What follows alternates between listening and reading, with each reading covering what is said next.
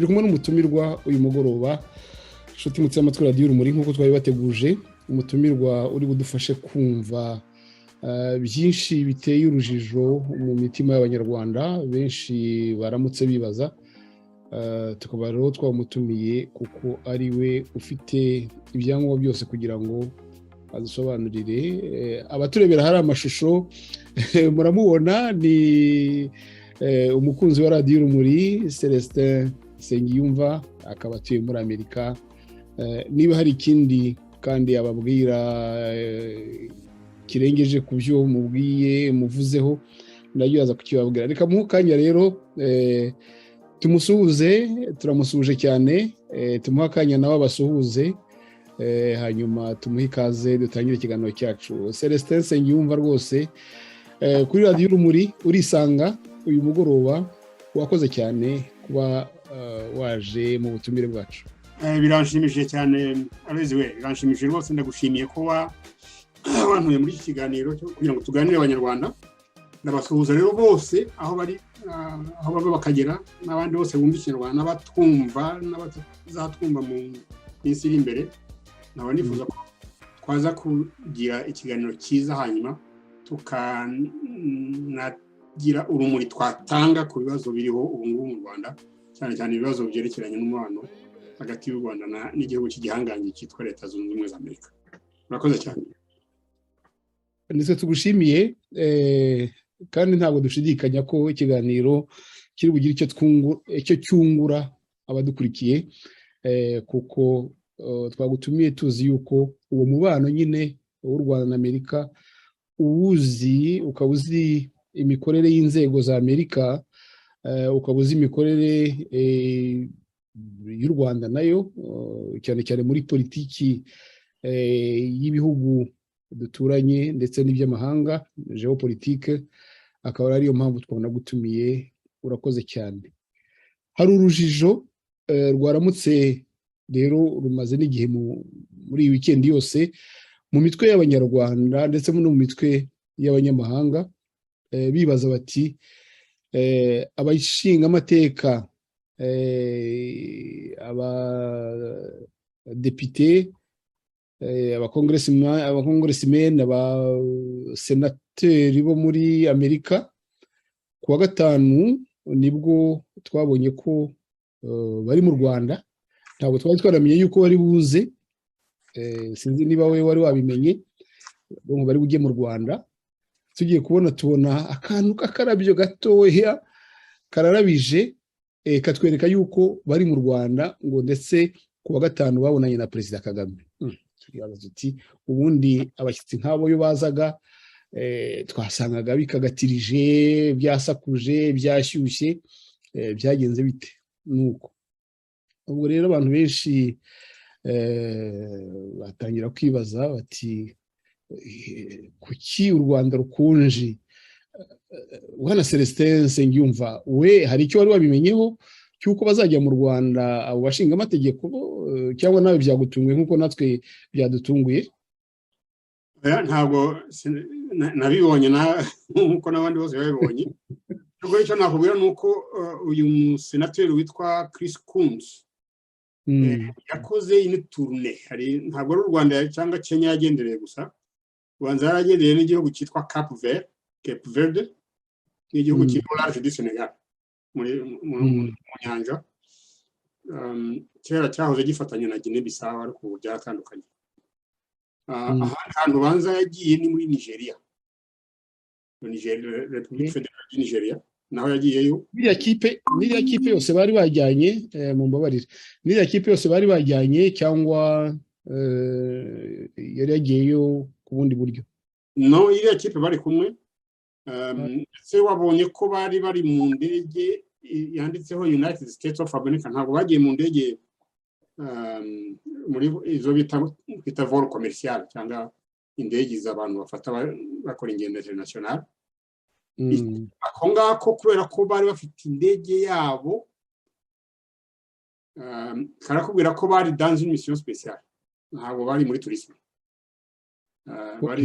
bari bafite mission bagiyemo yahaba aho ngaho muri mu gihugu cya Cape Verde cyangwa muri Nigeria cyangwa hariya muri Kenya ndetse no mu Rwanda. Ni ukuvuga ko bari bafite ubutumwa bwihariye bugenewe biriya bihugu bwagenwe na Leta Zunze Ubumwe za Amerika. Uzi ko leta y'ino ifite branche 3 zirakora neza cyane mu bwuzuzanye. Bariya bagabo rero, uriya mugabo Chris Coons ni umugabo ukomeye cyane, ari mu itsinda rishinzwe ububanyi n'amahanga ya Congress. Nuko gukorana na Robert Menendez. Yes, barakorana muri même commission. Hanyuma uriya akongera akaba no muri commission bita appropriation. Appropriation wenda ubishyize mu ndimi twumva ni commission budgétaire. Yes, niyo ivuga iti ahangaha turahashyira ya igihugu iki n'iki turagifashisha ya programme ni turayifashisha ya ngaho hano babyita appropriation. Ni commission budgétaire, ni commission ishinzwe budget. Rero no kuvuga ko na abantu bafite la main sur la haute finance, les finances. Uziko imwe mu kuvuga ko amafaranga y'imfashanyo, y'intwererano, y'inguzanyo abanyura mu maboko, amafaranga ajya mu mahanga, mu bihugu by'amahanga abanyura mu maboko. Uriya Chris Coons rero buriya iyo avuye muri turune nk'iyi aho yagenze atanga raporo avuga ati nabonye ibi n'ibi, ibyo nashaka ibi n'ibi ntabwo nabibonye. Iyo raporo igasuzumwa n'inzego zibishinzwe, noneho iriya komisiyo igafata icyemezo ikavuga iti ya mafaranga twashaka gukoresha projet ni turayahagaritse kubera impamvu iyi cyangwa tuyongere kubera impamvu iyi. Donc ni abantu bakomeye cyane. Kuganira nabo c'est un privilège énorme kubera ko iyo bageze mu gihugu runaka baba bakwiye kwakirwa n'abantu bahugukiwe muri ibyo bibazo bibagenza, bakaba bagira n'ikintu banegosiya nabo. Bavuga wenda ushobora kuvuga uti twashaka kubaka urugomero n'aha, hanyuma haza intambara ituma ibiciro bizamuka, nimutwongerera amafaranga, tutayabonye ruriya rugomero ntabwo rwazabasha kuzura. Ibintu nk'ibyo hari abantu bagomba kunegosiya neza nabo kugira ngo bazagende batanga un avis favorable. Urumva? Iyo nkuko tumaze iminsi nk'igihe cya uruzinduko rwa niba nkumvise neza bwana Celestin, bariya niho ubuhake bugomba kwitsitsa kuri bariya. Ugomba kubafata neza. Kubafata neza nta kundi ni ukubakira neza sur le plan ya protocole, ukabakira mu rwego rwabo, ntubakirize des petits fonctionnaires. Okay? Hanyuma programme yabo ya visite ukayikora ku buryo bitaba ngombwa ko bategereza, ahubwo ukabereka ko ahubwo ari bo bari bategerejwe. Ibyo ni ibintu bya protocole. Abantu aba protocole baba bazi iyo ni protocole. Ariko ndibaza ko ku rundi ruhande utubwiye ibya protocole, ariko ndibaza ko ku rundi ruhande hagomba kuba n'amadosiye atunganije neza, atarimo agatotsi, atarimo inzitizi runaka. Niko nibaza. Amadosiye agomba kuba ateguwe neza kandi agahabwa abantu bayametiriza, akaba aribo bavugana n'iriya delegation. Abantu bose ntabwo baba bametiriza les dossiers financiers. Burya muri n'urugero nk'amafaranga ava muri hano muri Amerika agenewe u Rwanda, habaho iyo bayanyujije muri USAID, sibyo? USAID ni agence américaine pour le développement international. Habaho iyo bayanyujije directement muri département d'état, habaho iyo bayacishije muri Minadef ya hano. Bakaba baguha ibikoresho, noneho ibyo bikoresho bakabiha agaciro kaya naye. Urabyumva? Ndibaza ko biterwa n'icyerekezo cy'ayo mafaranga aho agomba kujya. Icyerekezo cy'ayo mafaranga. Ni ukuvuga rero ko abantu baba bahugukiwe muri iyo domaine précis, iyo dosiye bagomba kuba barayiganiriyeho mu gihugu runaka cyaba Cape Verde cyangwa u Rwanda cyangwa Nigeria, hanyuma bagafata umwanzuro wereka delegation y'abantu bihanganye n'aba ngaba ko igihugu runaka cyakoze ibisabwa, cyakoze ibyangombwa byose, ko icyo bategereje ari dekesima. Donc ariko babwira bati dore ibyo twifuza ko twakora twarabikoze ngibi, bakabyerekana.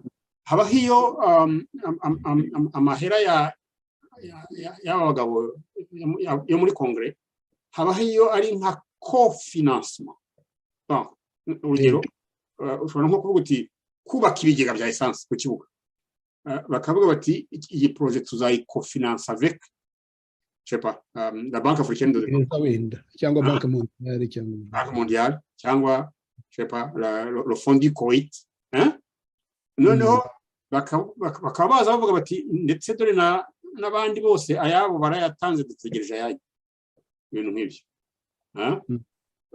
Mugatanga un rapport financier complet idafitemo des zones d'ombre.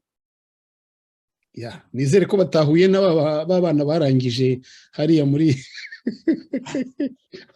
barangije muri za kise harya za universite yerekana bahuye n'ireme ry'uburezi ryacu. Abahanga barabafite bize no muri za universite zo hanze,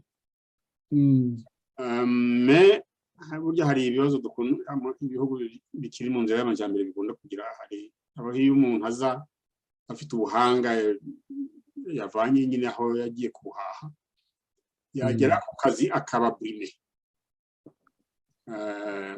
ubwo buhanga azanye bakamubwira bati uzajya kwiyobora n'uri utazi no gusoma, bikamutera ipfunwe. Noneho nawe aho kugira ngo azajya ababwira neza intege zo gukora neza, agacika intege, akavuga ati nzajya nsubiza ibyo mbashijwe ibindi.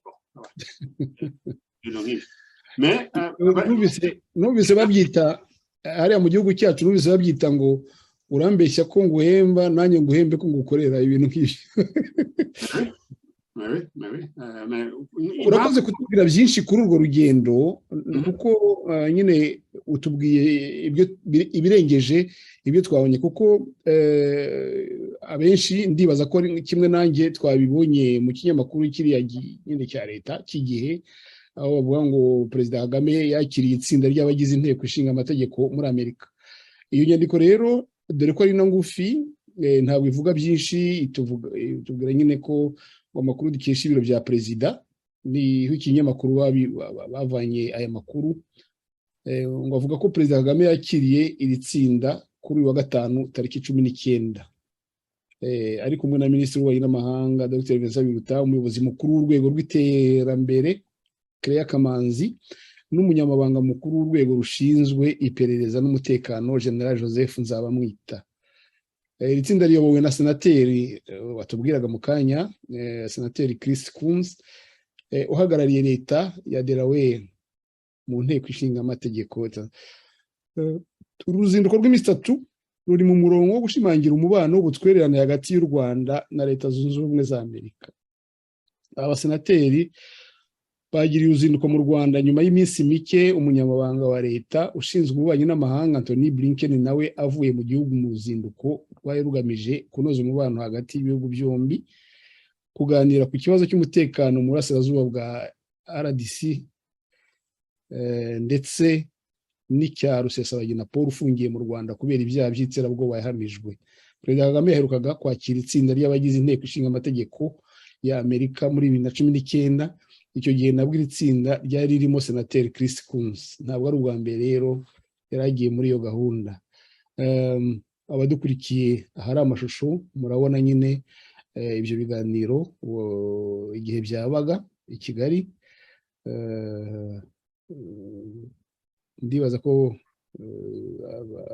ari Perezida Kagame wari ubirimo, keretse niba ufotora yamuhisha, ariko jyewe ntawe ndeba mu mafoto, keretse niba ari hirya ahangaha kuri ako kameza kandi gashobora kuba ari ak'ubuyobozi, ariko ndabona hano handitseho Chris Coons, ni ukuvuga uyoboye delegation. Ubwo rero ashobora kuba wenda hari ikindi kiganiro barimo. Hasi niho berekanye ifoto ya Perezida Kagame, ariko hatagaragara ko ari kumwe n'abari abandi. Gusa yagaragaye mu ifoto bafashe y'urwibutso, nk'uko muyireba abadukurikira hari amashusho, aho nyine Perezida Kagame yari ahari na Vincent Biruta na Claire Kamanzi inyuma ya Perezida, noneho abandi. Chris Coons n'uyu uri hagati ya Biruta na Kagame. Chris Coons n'uyu mugufi uri hagati ya Biruta na Kagame. Yes. Abandi bamuherekeje. Aha rero niho twabonye iyi nyandiko muri iki kinyamakuru cya leta cy'igihe, nayo kivuga ko cyayivanye kuri Twitter ya Presidence. Twitter ya Presidence nayo natwe twabonye kuko niyo byagiye hanze byonyine, nta rindi vomo rwose iyi nkuru yabonetseho usibye kuri Twitter ya Village Urugwiro, kiriya kinyamakuru kisubiramo. Bwana Celestin Nsengiyumva, nubwo batavuga byinshi ku kigenza ririya tsinda, ariko umaze kutubwira ubundi ikirigenza, kandi nabo bavuze ko ari ngo gutsura umubano. Ariko hari ibintu bya amatsiko yaje mu bantu, babyandikaho ari benshi bibaza bati ririya tsinda rije nyuma y'iminsi ndumva ari 9 Anthony Blinken avuye mu Rwanda. Aho ntibifitanye isano kuko bahuzaga kuba iri tsinda, nako si iri tsinda, ndashaka kuvuga komisiyo twavugaga Senateri Kunsi nari arimo ahuriyemo na komisiyo ebyiri, komisiyo y'ububanyi n'amahanga na komisiyo budgetaire. Ari muri komisiyo ebyiri. Ni umuntu w'igihangange nibyo. Noneho baravuga bati ko tuzi ko iyo komisiyo y'ububanyi n'amahanga yahaye inshingano Tony Blinken mbere y'uko ajya mu Rwanda ejo bundi, noneho iriya nteko ishinga amategeko nayo ishami ry'abakongere nabo bakaba barahaye Tony Blinken ikintu cyo kuvuga ngo Rusesabagina umurekuze, utume arekurwa. Tukabona Joe Biden perezida asinye iteka rivuga ngo Anthony Blinken cyangwa se secrétaire d'État, département d'État, tubahaye inshingano zo kurekuza imfungwa zose cyangwa bashimuswe bose, abanyamerika cyangwa se abahawe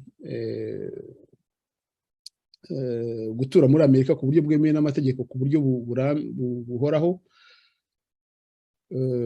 ku buryo special. Noneho izo nshingano zose Anthony Blinken arazifata, akora uruzinduko mu Rwanda. Uburyo byamugendekeye turabizi twese, yarasuzuguwe, ibyo ntabwo umuntu yabi. Ibyo byose inshingano bari bamutumye, ubutumwa yari yajyanye ntacyo yacyuye urebye mu ivarisi. Turibaza rero tuti ese iminsi 9 bakaba bagiyeyo, buriya aho si urwo rugendo rwa Tony Blinken rwatumye iriya komisiyo cyangwa se iriya tsinda rijya mu Rwanda. Ariko nkurikije ibyo dusobanuriye, ndibaza ko bishobora kuba atari cyangwa se wenda byahura. Ubibona ute Celestin Nsengiyumva, we ntabwo wabyibajijeho? Pas tellement. Hari ibyo nshaka kubwira Aloys. Hano hari abantu b'abategetsi baba bafite un protocolaire yo hejuru. Aho ngaho twashyiramo Blinken. Yego. Burya Blinken umushyize mu bashyize ku rutonde habanza perezida na son vice perezida na n'uriya mudamu uyobora la chambre basse du congrès hagakurikireho Blinken. Okay, ni umuntu ufite ara protocolaire yo hejuru kubera ko ijwi rye ni ijwi abavugira Amerika. Mais hari n'abandi baba bari muri za rang inférieur mais bafite des pouvoirs abari aba protocole badafite. Yego. Kunz ari muri abo ngabo. Kunz afite des pouvoirs abantu benshi bibaza ko adafite. Mais nakubwira ko afite le pouvoir de serrer le robinet ou bien de l'ouvrir. Hein? Alors que Blinken we agomba kujyana ubutumwa gusa. Blinken ameze nk'umuvuga butumwa avuga ati dore abantu urumva dore abantu naho uriya we afite la capacité de serrer le robinet cyangwa de l'ouvrir davantage. Abantu bari mu nzego bose inzego za Amerika ariko Kunz est un homme extrêmement puissant. Donc ni umuntu par exemple ufite la capacité de mettre des menaces en exécution. Alors que izo pouvoir Blinken atazifite. Ariko iteka rya perezida usiye ko ryamubwiraga ngo afatanye n'inzego zose za Amerika. Iteka rya perezida nawe ryamuhaga ubwo bushobozi ariko akoranye n'izo nzego. Akoranye na ziriya nzego. Agomba gukorana na ziriya nzego. Ikindi rero wenda abantu batumva neza nuko burya perezida yashizeho umuntu bita ngo ambassadeur itinérant. Yego. Hano mu Cyongereza bamwita ngo ni ambassador at large. Ushinzwe bari abantu bose bafungiye ubusa à l'extérieur des États-Unis. Abantu b'abanyamerika cyangwa abantu batuye muri Amerika. No kuvuga gufunguza abantu barinzwe na guverinoma federale bafite uburinzi bw'itegeko rya guverinoma federale. Iyo kuvuga ngo bafungiye ubusa no kuvuga ko abantu baba barafunzwe mu nzira zitubahiriza amategeko yaba ari amategeko y'ibyo bihugu cyangwa se amategeko ya Amerika. Aricyo cyiciro bashyizemo ifungwa rya Rusesabagina mu Rwanda. Rusesabagina abanyamerika bemeza ko afunzwe mu nzira zitubahirije amategeko kubera ko deja operation yo kumufata ya operation yakandagiye amategeko ya Amerika. Yakandagiye bati hano aho twibera ahangaha muri Amerika ntabwo inzego za leta niyo zaba zifite ububasha bungana gute zifite uburenganzira bwo kutugigira batabyemerewe n'umucamanza. Ibyo biterwa nuko kukugigira wowe Aloyizi uri muri Amerika bivuga ko ari uguhonya uburenganzira bwawe. Uburenganzira bwawe buba bugomba kubahirizwa igihe cyose 24/24. Gendera ku mategeko niko bigenda na hano mu Birigi niko bimeze.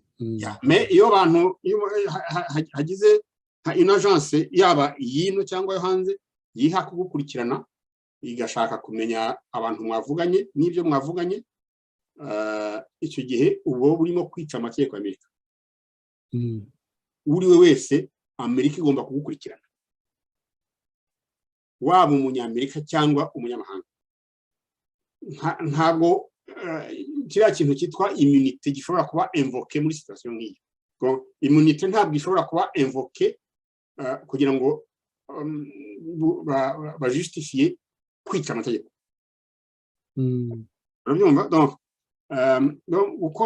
la surveillance ya Rusesabagina yafashwe muri iryo bwa magigiri nk'ubwo ngubwo. Baramugigiriye bamenya ko azavoyaja bamutega umutego bamutegera Dubai. Aragenda amera nk'inkware aragenda agwa mu rugogwe rwatezwe n'abariya bantu. Ntabwo ari ukubabeshyira Aloyizi, ntabwo ari ukubabeshyira kuko le president ubwe yarabyemereye. Ari perezida ari Businge Johnson. Businge yarabyemeye avuga ati amafaranga ari twayatanze. ari ibimenyetso ikindi kimenyetso umuntu wo muri ambasade yafashwe mpiri arimo agigira une salle de classe à Senator, une salle de classe irimo umuhungu. Donc ibimenyetso birahari, amategeko barayishe. Iyo bavuga ngo urubanza rwa Rusesabagina n'ifungwa rye byubahirije amategeko, no kureba hejuru kabesha kandi abantu bose bareba kubesha. Ubundi nkurikije ibyo udusobanuriye, ubundi n'amategeko rusange mpuzamahanga, ni Paul Rusesabagina yafashwe mu gikorwa cy'iterabwoba. Ndashaka kuvuga cya terorisme, ikintu cya kidnapping. Igikorwa cyo kumufata ni kidnapping cyangwa enlèvement. Hakabaho n'ikindi cyo kwinterrompa un voyage international. Hari amategeko ya agence iba Montréal yitwa Organisation Internationale de l'Aviation Civile. Yo buriya yagombye gutanga ikirego. Umuntu uri mu rugendo nta muntu wemerewe kuruhagarika ku buryo ubwo ari bwo bwose. No, agomba kugenda akagira iyo ajya. Ntabwo wemerewe umuntu urimo kujya Singapore ngo umujyane Bruxelles. Ntabwo byemewe. Kugira ngo ukamudeturuna aho yashaka kujya yajya kubona akabona mu ijambo. Erega nuko bagenzi bacu bahare i Kigali batagira isoni, ubundi ibintu bakoze ni amahano. Ibintu bakoze batwara Rusesabagina kuriya ni amahano, kuko mu mategeko mpuzamahanga, mu masezerano mpuzamahanga, ni ikintu kidakorwa. Iyo gikozwe nta kindi kintu baba bakirebye kindi, nta baba bakirebye andi mategeko yandi. Mu masezerano mpuzamahanga ntabwo n'umunyamategeko nyazobereyemo, ariko nkurikije ibyagiye bikorwa n'uburyo byagiye bikorwa ku bandi, kuyobya indege nk'uko babivugaga, gutwara umuntu ukamujyana ahantu bidahuje n'icyifuzo cye, bikaboneka ko wamushimuse, wagize igihe cyo kumubika ahantu batazi ibyo wamukoreye. Biriya bintu ni ibintu by'amahano, nuko nabivugaga, bari abantu b'iwacu tutagira isoni. Ubundi ahubwo umuntu yakwiye gucisha make. Ikibazo kiremereye gihari nuko buriya hariya mu Rwanda hari bagenzi bacu bagira isoni ariko bakagira n'ubwoba. Iyo ubona ko ari inoperation ihagarikiwe n'ingwe iri mu rugwiro, ntabwo watinyuka gushaka kuyopozaho. Burya kera njye nakoze muri presidence, igihe cya perezida Habyarimana. Nibyo, muri leta yasimbuwe na FPR. Hari nk'ibintu najyaga mbona na poste que j'occupe, nkaba nabifata nkagenda nkabwira perezida ibi bintu ntabwo ari byo. Ibyo bintu nari mbyemerewe. Mais ndakubwiza ukuri, nigeze par exemple kujya mu yaduhamagaye na certain nombre de ministres, inama yarangira perezida akabaza ati se hari ufite ikibazo, est-ce que quelqu'un a des questions? Bose bakavugira rimwe in chorus, nta kibazo. Twagera hanze, nakoraga muri présidence sur un ministre witwaga Nteziryayo Simeon. Yego. Akambwira ati Celestin, ati nyura hano mu biro byanjye, ari twakunda gusangira itabi icyo gihe nari nk'itabi. Nagira ngo arashaka kugira ngo ampa agatabi, mais agira ngo ambwira ati Celestin, ati nabonaga wandika umbwire le président yavuze iki. Urumva? Kandi nawe yarahari. Icyo wibi ahari kandi wabonaga arimo yakise. Bon, mais nahari rero bigomba kuba ariko bimeze. Kagame baramutinya cyane, nta batinyuka kugira icyo avuga kibangamiye icyo yifuza. Cyane cyane ko hari ibyo babonye, hari nka urumva yuko mu minisitiri witwa Karugarama. Karugarama yari yahandagaje avuga ko le président atazaviola amasezerano yatanze, ko atazashaka manda ya gatatu. Arabivuga publiquement. Urabona ukuntu byamugendekeye na n'ubu. Ubu ngo yorora ingurube. ni ikintu cyatera abantu bose ubwo bakavuga ati rero niba zororera mu Rwanda atari nka wundi wagiye kuzororera i Burundi. hariya rero hari ikibazo gikomeye kubera ko dufite des institutions harimo imwe irusha izindi zose imbaraga niyo zaba zitera iyo institution akaba ari le président pas la présidence le président wenyine ufite abaminisitiri b'abafigura bagomba kujya bavuga bati yes sir ibyo monsieur le président ibintu nk'ibyo badashobora kugira une contribution bazana.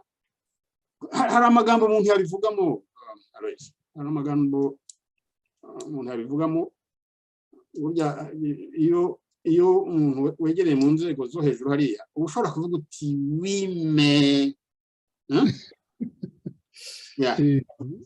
kureka le président akishora comme ça ntabwo ari byiza ni pour le président ni pour le gouvernement ni pour le pays urumva il faut ko hagira nk'abantu ariko rero kereka président bikwemereye n'abatabikwemereye ugashaka kubyiha byakugora.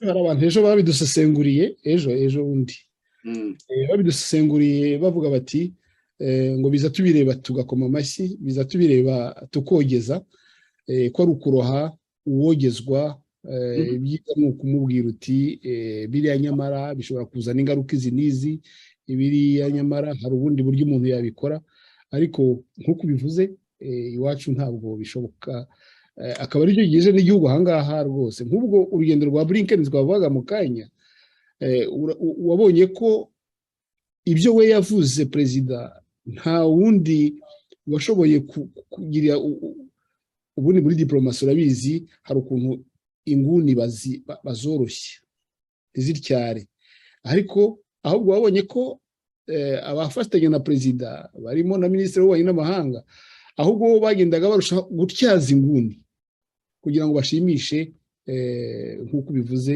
muri iyo sisitemu bashimishe uwicaye ku ntebe ariko biriya bintu bigira ingaruka ku buryo n'abantu bibazaga impamvu aba badepite n'abasenateri bagiye mu Rwanda byihuse nyuma y'urwo rugendo bibazaga batese ntaho bihuriye no kuba secrétaire d'État atarabonye ibyo yaraje gukora ariko dusobanuriye ko bishobora kuba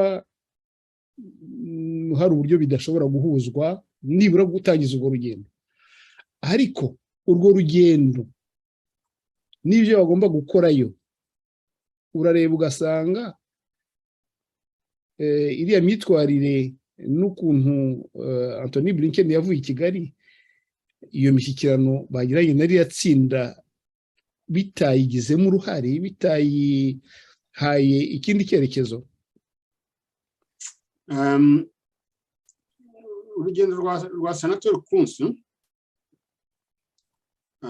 buriya ni nka suivi y'urwa Blinken ni nko kugenda mubwira ati ABC ko ibyo Blinken yakubwiye byize les communications diplomatiques zo kuri iriya niveau hejuru hagati ya perezida na les envoyés spéciaux bo muri ya rwego cyane cyane abantu bagenda bafite la main sur la bourse ubundi bari abantu bashyizeho bari cyanture rero perezida urabona ko nta batabanje par exemple kugira ngo babanze babonane na niyo nzira yaba nziza kugira ngo babanze bababwire bati perezida ntimwigire icyo mubaza dore amakuru mushaka ngaya turayabaha kugira ngo la visite yo kwa perezida ibe seulement protocolaire kugira ngo abantu bafate amafoto n'iki byose naho burya ibiganiro le président yagiranye na Anthony Blinken ntabwo twamenye ibyo ari byo mu by'ukuri uko biruta bivuze ntabwo ari kuri byashobora kuba uko biruta bivuze nakubwe bo areze reka mwirutse urumva bivuga umudamu witwaga yari secrétaire d'État aherutse gupfa Margaret Albright Albright. Albright yahamagaye Perezida Laurent Désiré Kabila aramusuzugura Kabila akumva ko akwiye guhamagarwa na son president Clinton niwe mon collègue kumusuzugura ngo yaramukubye aha uzi ukuntu byamugendekeye yego Laurent Désiré Kabila byamugendekeye icyo tuzi nuko yishwe mu buryo yishwe nande yishwe n'umusirikari abari hafi yishwe na une opération spéciale batwikirije un voile complètement noir uriya mu colonel bita ngo ni Edi Kapende uyibereye Kinshasa no mu yuru wavuye yabanje kufungwa ariko aza kufungurwa n'abandi bari kumwe dayere uriya musenyeri w'Kinshasa witwaga Musengo yaravugaga ati abantu bishe Kabila ni mubazane mu rukiko cyangwa mu barekuri igatinya kubikora donc c'était une opération spéciale nta wigeze avuga ko ari wo itaramenyekanye wayiteguye n'uwayishyize mu bikorwa bene izo za operation rero abantu bashobora gukora bene ziriya za operation turabazi ntabwo ari abantu bo muri za Banana Republic ntibagire abahanwa ntibagire uhana ntihagire umenya bishyuzwa kino laisse pas de trace hari ibintu nabivuzeho dans un bouquin bavuga ko ngo le président yari afite rendez-vous na avec des négociants de diamants des négociants libanais le Liban abantu ngo baraje hanyuma bajya muri audience barangije basohoka ubanza ngo hari n'abantu basigiye des cigarettes mu bantu baba bicaye aho ngaho barinda president umuntu winjiyemo longtemps après le départ de ces gens ngo niwe wasanze le président yapfuye asohoka avuze induru bamurasa arimo yurira ahunga kandi ngo yikadogo mu kadogo urabyumva hari ahantu nashyizemo une phrase ivuga ko bari abantu les négociants de diamant bazwi ku isi ari baba Tel Aviv pas à Beyrouth abandi baba Anvers aho haruguru urumva nibo les négociants de diamant bazwi ku isi ceux qui font la taille des diamants nibyo hanyuma ukamenya abantu capable de faire ce genre d'opération bagenda ntibasige aucune trace c'est pas des Libanais bashobora kuba ari des gens qui sont un peu au sud du Liban niwe mvuga amazina yabo nibyo turabumva donc ni ukuvuga ko ibihugu byose byo ku isi bizi ko bigomba kwitondera amagambo avuye mu kanwa ka secrétaire d'État américain biriya byo kubasanganiza ibintu byo kuvuga ngo sommes souverains twigenga igihugu cyo muri Afurika kigenga n'iki dufite des indépendances nominale ibihugu byacu bihora biteza amaboko gufasha y compris même l'assistance alimentaire umuntu usaba ibiryo yavuga ngo nawe est souverain enfin mais donc abantu bo muri rwa rwego iyo bavuze ubutumwa buvuye muri leta y'Amerika wari ubutumwa bwo kwitondera ntabwo wabwakiriza bene ariya magambo urabivuze unyibutsa ikintu bwana Celestin Nsengiyumva nateguye video hano gira nti nzayifashisha mu kiganiro ariko mbonye ukuntu imeze ndabireka kuko nabaga nti ibi bintu cyane cyane kuba ni Anthony Blinken ari muri press conference na Vincent Biruta kuba bamubajije noneho bamubajije ku byerekeranye n'ukuntu yakiriye cyangwa se niba ibyo yaje gukora yashaka ku Rwanda yabibonye yari amaze akanya avuga ubusanzwe uzi ko yabanje kuvuga we mbese akora statement y'ukuntu urugendo rwe rwagenze na Biruta nawe niko yabigenje noneho haza kuba ibibazo ariko nyuma yaho mu gusubiza umunyamakuru Anthony Blinken aza gufatwa n'akantu ka tique mu magambo yari arimo kuvuga interuro iyo ari yo yose yajya kuvuga ukumva ngo akazamo akantu ko kwimyoza ntabwo nabyerekana hano ariko iyo video iyo biri kuri YouTube ushatse wese yabibona buri nteruro ngo ngewe nk'umunyarwanda cyangwa se umuntu wese ushishoza ubona ko asa n'uri kuvuga ati nka kwa kundi umwana akunanira ukavuga uti se azi ibyo akora ko ari igihe mubyeyi we ko ari igihe ushobora kumufasha ibintu byose ko ari igihe none akaba ubuse namugenza ndi nibo bwa mbere namukurikiye henshi avuga ariko nibo bwa mbere nabonye iyo tike rwose yabikoze inshuro nyinshi ku buryo bigeze nko 8 cyangwa 10 mu munota umwe cyangwa ndavuga nti biriya bintu birakomeye bikuye kuri icyo bavuga guti Vincent Biruta ndetse na Anthony Blinken hariya ntabwo bavuze ibyo bari yavuganye na Kagame mu rugwiro ntabwo ariko babivuze babitubwiye ntabwo ariko babitubwiye icyo nakongeraho Aloys ni uko Biruta ntabwo yakoze diplomasi yo mu rwego rwe yari ahagararanye na Blinken arimo abwira abanyamakuru avuga ko ibihugu byose bigomba kubaha ubutabera bwacu hariya amagambo ntabwo yari ngombwa cyane cyane ko yari amaze kumva ibyo yabwiye perezida en fait burya Biruta yavuze ko Amerika itubaha ubutabera bw'u Rwanda nicyo iyo uvuga uti ibihugu byose yavuze ku buryo burushije ubukana ubwo wowe wivugishije urumva ibyo kuvuga ngo turi igihugu kigenga ni nko kuvuga ko Blinken yahonyoye ubwigenge bw'u Rwanda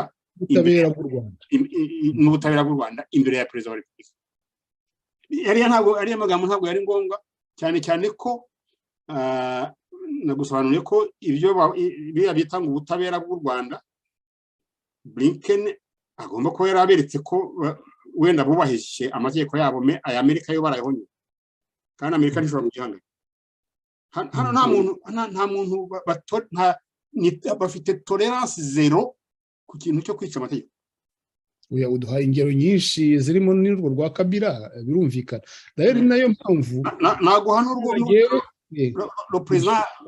uyu muperezida wavuyeho witwa Trump ari mu mazi kubera kwica itegeko ririya tegeko ryo kujyana impapuro zibanga iwe akazivana ahantu ziri en sécurité akazijyana iwe bakazisanga muri dans une de ses caves ni ibintu byisha amategeko n'ubwo uriya mugabo ari igihangange yagombye kugira l'immunité yuko yahoze ari le chef de l'État iyo yisha amategeko hano ntabwo sewe Hillary Clinton nawe yabikize hamana urumva ntabwo hano umuntu wisha amategeko wese arabibazwa nta kwica uruhande uko yameze kose niyo mpamvu abantu bavuga bati byanze bikunze uko Anthony Blinken yafashwe nako yasuzuguwe reka tubivugishe amagambo akwiye bishobora kuba byitumiye mu kiganiro ririya tsinda ryagiranye n'abantu b'i Kigali akaba ariyo soko y'imbeho iri i Kigali ndetse n'igihu cyatwikiriwe kuri uyu mubonano wabo ese nawe niko ubibona byashoboka kubera ko buriya Pulse yaje amubwira ati ibyo Blinken ubutumwa yaguhaye bigeze hehe kubera ko abavuga ati yaba nta sibuna bipabuje mukomeza kwemeza ko amategeko yanyu inkiko zanyu zigomba kubahwa tugiye kumva mettre en marche un train de mesure ntabwo ni ukuvuga ntabwo ari ikintu kimwe ni ibintu by'uruhererekane birimo kuba bagukatira imfashanyo bigahagarika nk'amaproje aya n'aya yarageze aha n'aha nko kuba basaba des agences bita ngo les institutions de Bretton Woods arizo la Banque mondiale na Fonds monétaire ko gufunga robine nko gusaba les donateurs bilatéraux bakabwira bati amafaranga mutanga ce sont des babita ngo ni rogue ni gouvernement rogue government ni ka gouvernement y'amabandi ko ayo mafaranga les donateurs bilatéraux ni les bihugu bindi Allemagne la France le Royaume-Uni la Suède tout ça erega biri mu iteka rya Joe Biden avuga ati nabo bashobora gukubasaba ukorana n'inzego ziri hano muri Amerika zigufashe abo bantu bafunguze ndetse ufatanye n'abafatanyabikorwa bacu yavuze abafatanyabikorwa babo bavuze Loni Conseil de sécurité wenda uvanyemo ubushinwa n'Uburusiya abavuze ibyo bihugu waruvuze Ubudage Ubufaransa nibyo rwose ibyo uvuga nibyo ni ibintu kamwe mu bikomeye ubu turimo tuganira wenda abantu abatwumva bari i Kigali la situation baradukurikiye cyane situation uko imeze ntabwo ari désespéré bashobora kugira batyo ugasanga ibintu barabihinduye par exemple uzi ko abantu bino bashatse kubaha une pêche yo kugenderaho ko bagena bamufunguye pour des raisons humanitaires kuvuga impamvu z'ubumuntu zitagira aho zihuriye n'ibyaha reko sibyo nk'icyo kintu iyo pêche bashobora kuyigenderaho bakavuga bati uyu muntu sa situation sanitaire nécessite une évacuation bakamwevacua sur un avion médicalisé akajya gusa ariko bazi ko ntawe byashuka ntabwo il faut chercher à sauver la face parce que maintenant nta kindi gisigaye nibyo bwana Celestin ese ukubizi uko tubizi leta ya Kigali ifite ubwo bushobozi icyo ni ikibazo gikomeye ubwo bushobozi barabufite nta mugabo utivuguruza uzi ko na kera burya umugabekazi ngo yavuguruza umwami kandi rero iyo ibintu bigeze esa biruta yaravuze ngo byabibaye ubwa mbere muri bikaba ubwa mbere ariko nawe urabagasova ce qui a sauvé parce que ntabwo la situation n'est vraiment pas perdue mais il faut quand même avoir nicyo bita le courage politique Aloys il faut avoir le courage yo kuvuga uti ngiye mpagarariye igihugu cy'u Rwanda ntabwo nifuza ko imishinga ifite yo guha amazi abantu mu mayaga ihagarara kubera ibintu byo kwanga kuva ku izima kandi ikibazo cya Rusesabagina ari ikibazo clair et net ugishyize mu mateko mpuzamahanga ururiya rubanza nta nubwo rwagomba kuba ensuite ce qui est plus grave nuko ils ont violé la loi américaine est inviolable ntabwo nta gihugu cyangwa umuntu ufite ububasha bwo kuba yaviola la loi américaine entre guillemets impunément ntabwo bibaho ndakubwira ko même abaperezida ba Nixon bamukuyeho Clinton wabonye ko bagombye kumuburanisha kubera ko ngo yakoze ku ngutiye umwana w'umukobwa wakoraga hariya Trump ubu ngubu ari mu mazi arifuza ikintu cyamukiza bari abantu ba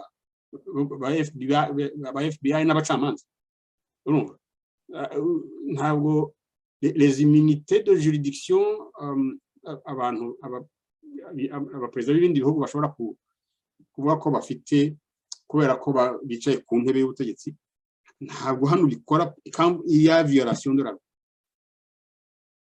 ntabwo bikora uzi ko hari igihe bashatse guha Kagame une convocation d'apparaître yo kwitaba urukiko hano baramuhungisha mais yaregwaga icyaha cya piraterie aérienne itarakorewe muri Amerika icyaha cyo kurasa indege en avion civil ikaraswa n'umuntu utari umuperezida icyo gihe uwo Kagame yayirashe akiri en commandant Robert kandi icyo cyaha kikaba cyarabereye ahantu hatari muri Amerika ibyo ngibyo ubwabyo nibyo byatumye le département d'état imusabira ibyo bita ngo ni immunité de juridiction bigatuma le président agenda agasubira iwe nta nkomyi. Maintenant la situation change quand il y a violation y'itegeko rya Amerika biba ari ibintu d'une extrême gravité kandi atari ibintu wahakana kubera ko wabyemereye ubwawe ntawe bikubajije uvuga ko l'opération était une opération yagenze neza flawless ton ministre de la justice akaba yaravuze ko opération ari bayifinanshije hanyuma ndakubwira ko hari n'umukozi wo muri ambassade yabo hano wafashwe mpiri arimo agigira ishuri riri mu mwana wa Rusesabagina donc ibintu biraremereye sinzi ukuntu bashobora wahagarara ku maguru yawe yombi ngo uvuge ko nta mategeko wishe kandi bigaragara neza ko yishe. Aho niho hari ikibazo nuko u Rwanda rwerekwa ibimenyetso muri ibi bya agression ya RDC rubinyujije muri M23 Amerika ifite ibimenyetso ifite za satellite ntabwo bashaka ibimenyetso ngo babibure umuryango w'abibumbye aba expert bawo barabyerekanye none n'u Rwanda ntabwo rukibihakana nta rubyemera ariko ntirunabihakana. Ibyo bintu ubiteranije n'ibya Rusesabagina bwana Celestin ko dusanga leta y'u Rwanda cyangwa se reka tuvuge none Kagame ejo bundi kuwa gatanu yaba yarinangiye imbere ya ririya tsinda umaze kuvuga uburemere rifite cyangwa se imbaraga ririya tsinda rifite ibyo rishobora gukorera igihugu cyacu cy'u Rwanda none Kagame kuwa gatanu yaba yarinangiye n'inzego ze nka kuriya nyine basanzwe babikora imbere ya ririya tsinda ko byanze bikunze umaze kutubwira yuko byababajije ku buryo Anthony Blinken yafashwe n'ibisubizo bamuhaye ingaruka zabiziye ntawapfa kudetermina ukuntu ingaruka zaba izo arizo ariko rero ni nyinshi zose kandi mbi. Yego iyo ikintu Celestin ikintu kimbabaza yewe muri iriya audience wabonye ko harimo uriya mujenerali bita Nzabamwita. Yego Nzabamwita il est chargé des renseignements de la sécurité intérieure et extérieure du pays. Wagombye kujya mu matwi ya perezida akamuha briefing mubwira ko afite des visiteurs très dangereux kugira ngo abyitondere. Urumva kubera ko biragaragara neza ko uwitwa Biruta diplomasi ya kuri iki kibazo Biruta we il s'est lancé corps et bien arahakana gusana mais malgré ibimenyetso bihari Biruta we arahakana. Bon mais Nzabamwita we ntabwo yagombye gukora kuriya. Nzabamwita puisqu'il est chargé de la sécurité du chef et la sécurité de l'État birajyana. Nibyo sécurité du chef na sécurité de l'État birajyana. Rero Nzabamwita yagombye kuba yarabanje amaze kumva ko bari abagabo baje akajya kubwira chef akamubwira ati nous sommes en danger. Ukwiye kushaka ukuntu wabaviringa niyo wababeshyame ukabwira ko tu es en train yo gukora ibyo basabye aho kugira ngo winangire ngo uvuge uti no je fais le gros dos ntabyo nzakora urumva nka kiriya cyo gufungura Rusesabagina il est fichu agomba kubikora atabikora bikamugwa nabi ubwe le chef de l'État kuvuga rero ko byamugwa nabi no kuba ko na guverinoma y'u ibikorwa bishobora gukurikira par exemple alors nko gufata imitungo ye hari imitungo afite hano même dans les paradis fiscaux Magnitsky ariya amafaranga bashobora kuyafata ugasanga son excellence monsieur le président asigaye ameze comme toi et moi ari umuntu ubaho aujourd'hui bihano bya Magnitsky ubundi hari benshi bagiye babikorera batakoze amakosa babifatira batakoze amakosa nk'ariya rwose icyo ni kimwe ikindi bashobora nko ku n'urugero nakubwiye ko bashobora gufata ibintu bita ngo ni entrain de mesure bashobora nko par exemple kugabanya le niveau de la représentation diplomatique wabonye ko i Kigali batarashyiraho ambasaderi ku gihe wundi yagiriye muri Mozambique ubu ngubu hari umudamu w'umusharge d'affaires ntabwo ari ambasaderi ni charge d'affaires ambasaderi baramunomye ariko ntarajyayo ambasaderi baramunomye ariko ntarajyayo ntibagenda n'amazina ye noneho u Rwanda rutangira kuvuga ngo uriya mwambasaderi ngo ntabwo azaba afite ubushobozi ngo bwo gukemura ibibazo bihari bavuga byerekeranye na Kongo tutavuga tuti abantu baribaza bati abantu bamenya batangiye kumuca amazi batangiye kuvuga ko nta bushobozi afite ni ikibazo ni ikibazo ariko ibihugu bifite bigira uburenganzira bwo kuba bwapanga hano ambasaderi kandi ntibisabwe gusobanura impamvu nibyo mais icyo gihugu le pays envoyeur kiguhaye ambasaderi bavuze bati Aloys tumugize ambasaderi aha bakanga namwe mukituramira mukabihorera ambasaderi wanyu uhari bakajya batamutumira par exemple dans les cérémonies officielles basanga l'ambassadeur ibyo bintu bigize kubikorera ambasaderi Karega na Afrique du Sud nyuma y'urupfu rwa Karegeya ahari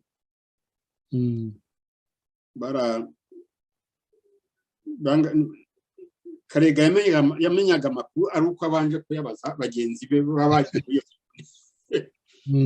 kugira ngo abe yakigira yuke urumva noneho arabimenyereye kuko no muri Kongo ngo niko bimeze ubu ngubu ariko rero niyo bashobora gusaba les autres pays yo kwirukana tes ambassadeurs ugasigara ufite iyo bashaje d'affaires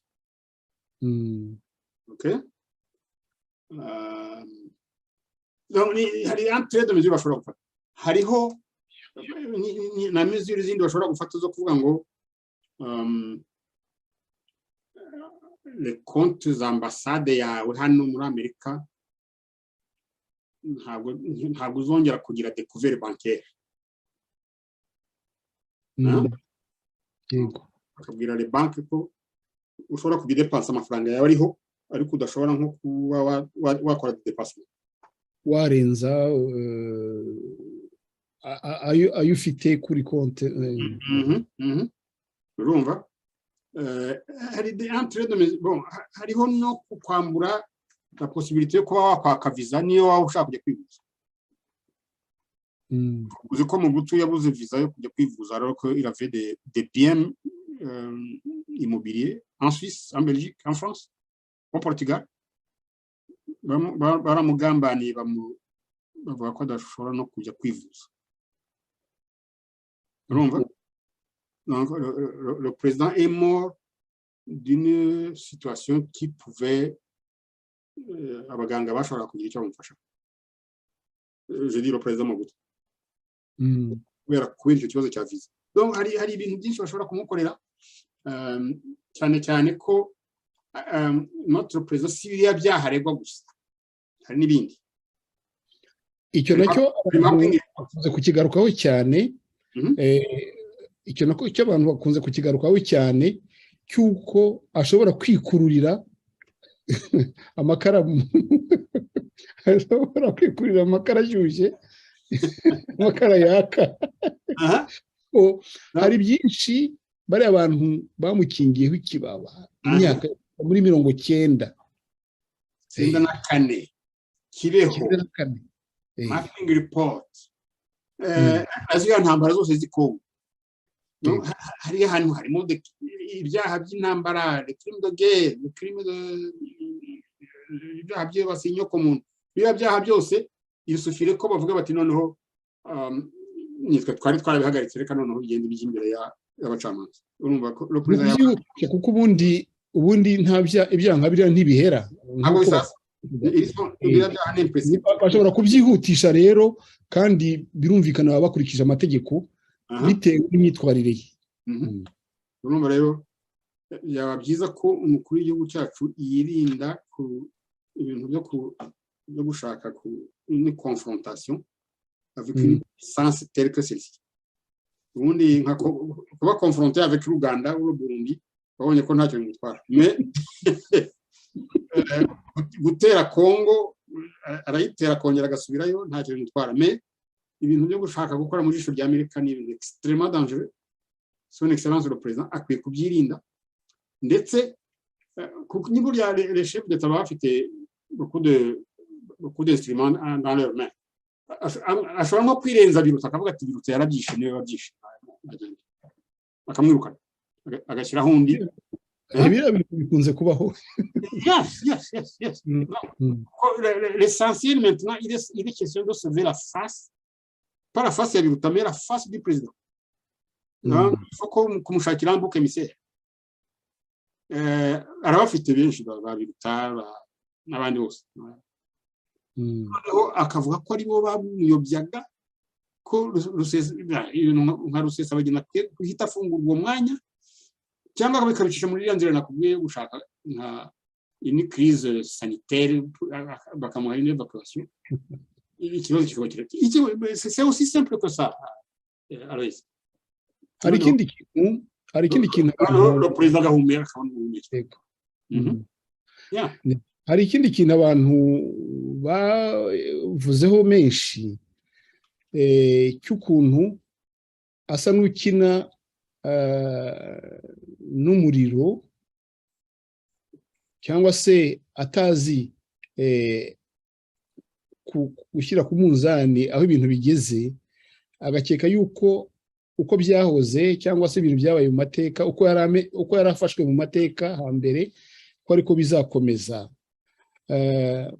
Ukomeje ku kintu cya Congo, agression ya Congo itagishidikanywaho, abanyekongo bo rwose bari kategori bavuga bati nta kundi hagomba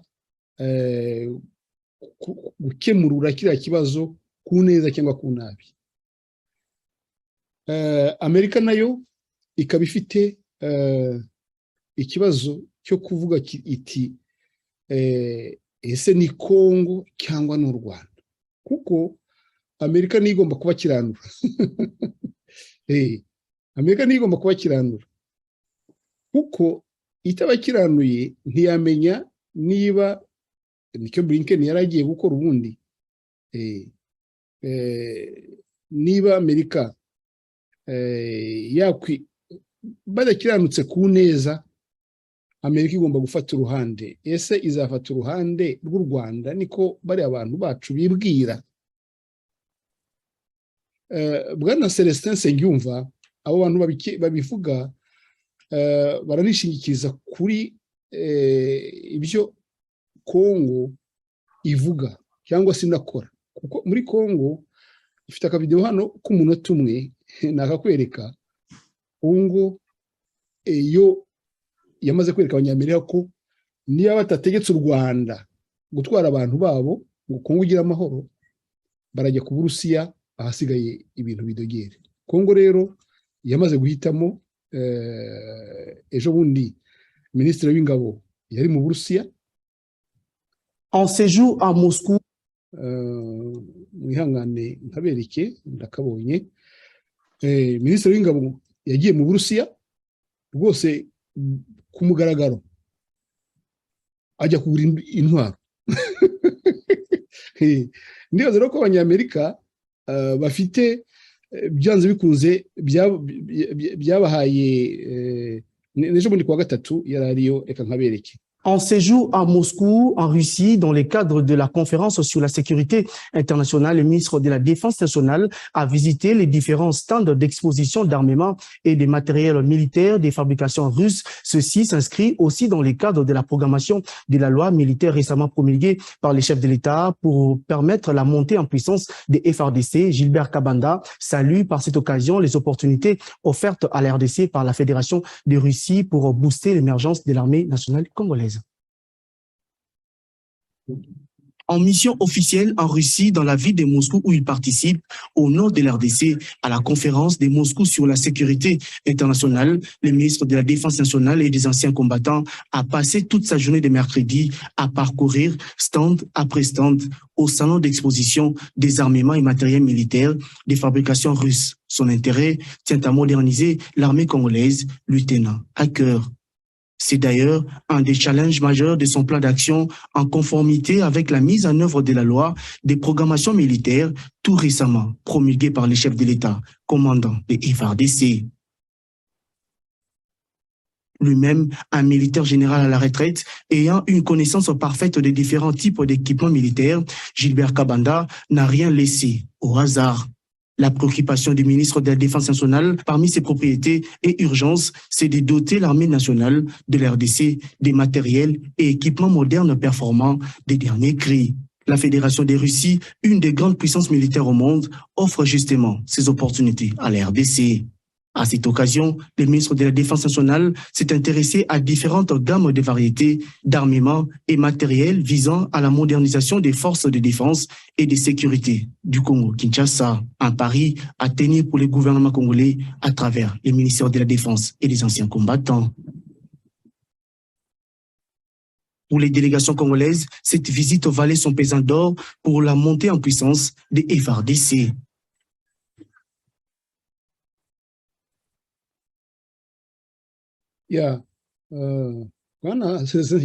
Ni kuwa gatatu uyu munsi turi ku cyumweru.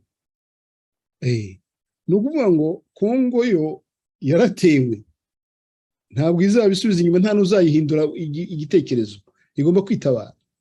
Abanyamerika batuma yitabara cyangwa batabituma izashaka ubundi buryo.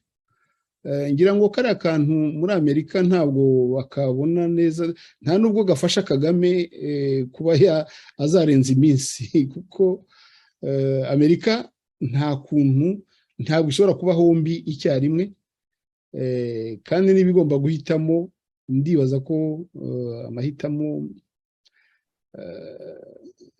ntabwo guhitamo bizayigora, ntabwo bizagora Amerika niba igomba guhitamo. Bon, alors, mfite impungenge. Uzi ko muri 1960, 1960, yego, Premier Ministre Lumumba yashatse gukora nk'ibi ngibi uyu mu ministre agiye gukora Amos. Yego, Yashatse, yabwiye les occidentaux, aravuga ati aidez-moi, kubera ko il faisait face à des menaces zigaragara zirimo la sécession du Katanga, la sécession des Kasaï, na même la sécession muri province yitwa Stanleyville, ni province orientale hariya za Kisangani.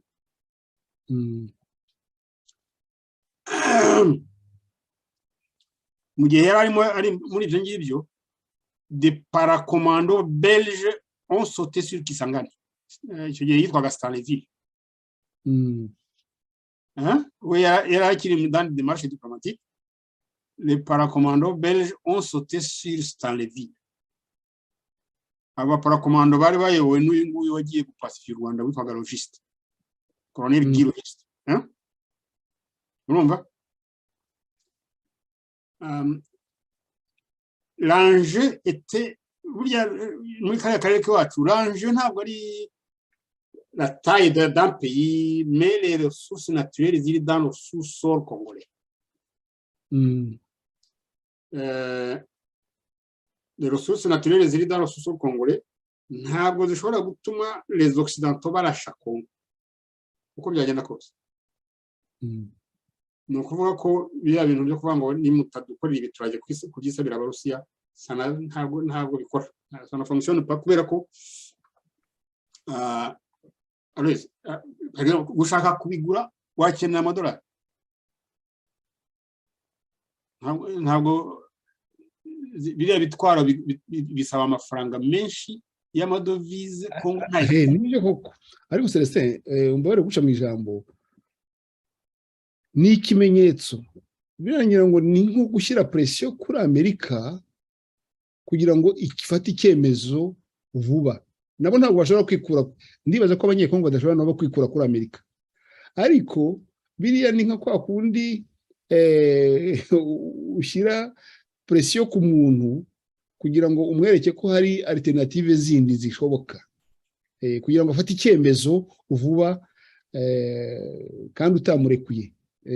Niko nabisomye, wenda wowe uziriya geopolitique baribeshya, parce que iyo babishatse batyo bakwegera bafite abashinwa nibo bafite les moyens, ntabwo abarusi ntabwo bafite les moyens nk'iz'abashinwa.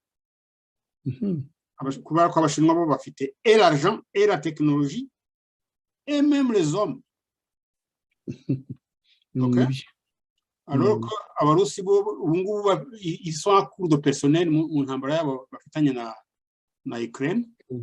Nahoze mbwira mugenzi wawe Senga ko l'économie russe ingana na l'économie de l'Italie. L'économie russe. Okay.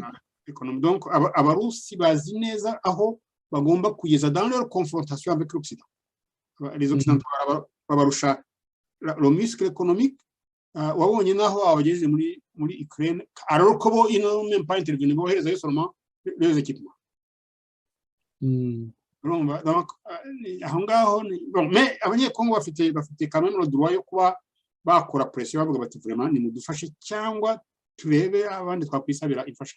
Iyo pression niyo, mais bagomba kumenya aho bagomba kugeza, parce que nakwibutsa nyine ko muri 60 ntabwo babashije gufasha Lumumba s'est fait massacrer comme le dernier de barangije bamashyira même dans ngunguru ya acide sulfurique, bamukura iryinyo bararyana bajyana rimwe. Ibintu byo kuvuga ko bari abantu uri mu kaga bagufasha contre les occidentaux ntabwo byaba ari de la sagesse, ntabwo ari réalisme diplomatique, ahubwo ndetse ça peut précipiter la chute y'ubutegetsi bw'Kinshasa, kuko hari mu bantu bari Kinshasa bashobora ibuka ukuntu bashyizeho Mobutu bamushyizeho kubera ko babanje kumwereka nyine uko ubutegetsi buryoha, bakamubwira bati dore uriya mugabo we byamunaniye arimo aratanagana mu chere communiste bakumire ari we wigiraho communiste. Uribuka ko Mobutu icyo gihe hari harabaye démission un peu partout, hariya hafi Kinshasa hari ni base de blende yitwaga Tisville, ubu ngubu hitwa Mbanzangungu. Ndahazi, narahageze. Hari mitinerie y'abantu bavuga bati duha amafaranga yacu notre solde la solde, amafaranga mu gutubara yamu harabahemba, la situation c'est calme, nta urafisha sonari. Urumva abazungu bafite des moyens de pression ubanza abanyekongo bacu basa n'abatabona. Ikindi nuko ils sont très impliqués dans l'exploitation minière. Les occidentaux, les compagnies, les sociétés occidentales, ils sont très impliqués dans les sociétés minières. Évidemment n'abashinwa barimo, alors ko abarusi nta barimo. Urabibona? Urumva rero abanyekongo bakwiye kubyitondera nk'iriya visite bayihaye ni publicity itari ikeneye, kubera ko bene ibintu byo gushaka kubalansa les influences de puissance nka ziriya ni ibintu bigomba gukorwa mu ibanga. Kwitondera ibintu byo gukorwa mu ibanga kandi ukabyitondera ukabihisha abanyamakuru none uriya muhungu we yayirekanye les différentes za blende wazibonye na za mbunda za PKM machin tout ça là yavuyeyo nta nimwe aguze alors ziriya mbunda ushobora no kuzigura kuri marché libre Dubai ntabwo ari ngombwa gukora une publicité tapageuse nk'iriya publicité tapageuse ni ukuvuga ku byasasa cyane alors que ni ibintu ushobora kugenda ukabigura Dubai ukabijyana mu ibanga Dubai birahari rwose le marché libre de Dubai ikindi burya ni uko abanyafurika tudakunda kubibona imbunda zirwana mu bihugu byacu ce sont des armes russes achetées avec l'argent américain et britannique za Kalashnikov zatsinze u Rwanda urya zavuye we ni iz'Abarusiya kandi zakozwe mu mafaranga y'Abongereza urumva donc ibintu byerekeye la sécurité la défense byaba byiza no mu gihugu cyacu byaba byiza ko kubivana ku karubanda numvise ko abayobozi bacu bakunda kugira gusa n'abitakuma bakatana ivuzi le president akajya muri parlement akavuga ko azajya Gikongo uko ashatse bafite igisirikari gikomeye muri Afurika ngo afite iki gikomeye byahe ko uriya wavuze ko ngo bagenda bakabyina isi bagikongo bakagaruka muri Rwanda General Mubaraka Muganga iriya bintu ntabwo abasirikare na inore na dire devant la presse abantu bakwiye kuvugira ingabo zacu ni ministre de la défense hanyuma le chef de l'état nawe ubwe akwiye kureba ukuntu yavuga ziga kubera ko amagambo avuga ashobora kuzayabazwa kubera gukururira igihugu amakuba uvuga ko ushobora kwagresa tous les voisins uko ushatse kuko ntabwo ushobora guhagararira turi kugenda tugana ku musozo w'iki kiganiro nagira ngo dusoreze kuri icyo kintu cyo kureba niba koko amahitamo ahari niba Amerika ishobora guhitamo u Rwanda igashyira Kongo ku ruhande ariko umaze kuduha isubizo ese u Rwanda rurabitekereza ese u Rwanda rugiye ku ruhande Amerika irushyize ku ruhande ko Kongo itakwemera gufatanya n'u Rwanda Amerika ingaruka ku Rwanda Amerika mu byerekeye na strategy Amerika iretse u Rwanda aho ntirwagira ikibazo n'ubwo bwirasi bwose ntibwahagarara hirya no hino byahagarara kandi rero icyo u Rwanda rushaka Kongo ni imari ya Kongo kandi u Rwanda ruba rwibira abandi bakarusagurira wenda niko twabivuga hari ni ukuvuga ko iyo mari Kongo irahari nibyo bashobora kugeraho par la coopération avuga ngo rwibira abandi noneho rukagavura ce n'est pas très honorable byaba byiza bavanye ziriya ngabo zabo mu ibonagana bakazisubiza mu Rwanda noneho hakajyaho ibintu by'ubufatanye kandi uzi ko byahozeho njye nawe nabikubwira muri assisté à la mise en place de la CPG mu myaka ya 2005 hari cyangwa twajyaga kuri Goma nagera akunda kujya kugura zo za fromage kuri Goma zakorwaga n'ababikira babo erega ndabizi nanjye iwacu ni hariya Icyangugu iki gihe twasimbukiraga i Bukavu tukajya kwifurahishayo byagera saa 8 z'ijoro tugataha iwacu Icyangugu absolument donc coopération ubufatanye birashoboka hanyuma bigatuma n'abaturage baturanye bakundana kugira ngo abantu uzi ko abanyarwanda bazwe i Kongo u Rwanda itapitisha ariko ku Gikongo ubundi byari ibintu bikajyayo guhaha abanyekongo bakaza nabo bagahaha ibyo bashatse ibyo bashaka kujya kugavura bikaboneka nta ndwara kandi abantu bajya bibuka ko turi n'abavandimwe.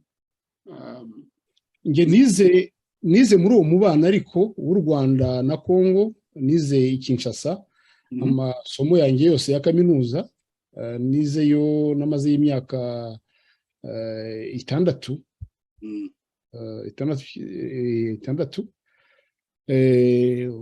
muri umubano mwiza w'ibihugu byacu. Ubwo rero urumva genda bizi rwose. byaba byiza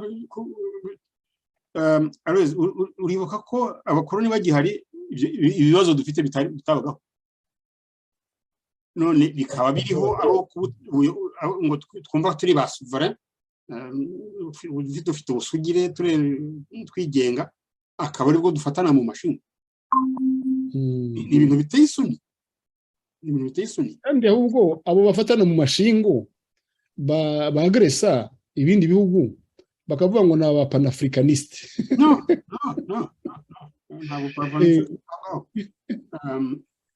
Cooperation hagati y'u Rwanda na Congo irashoboka, yarashobokaga mu gihe cy'abakoloni, simbona igituma itashoboka ubu ngubu.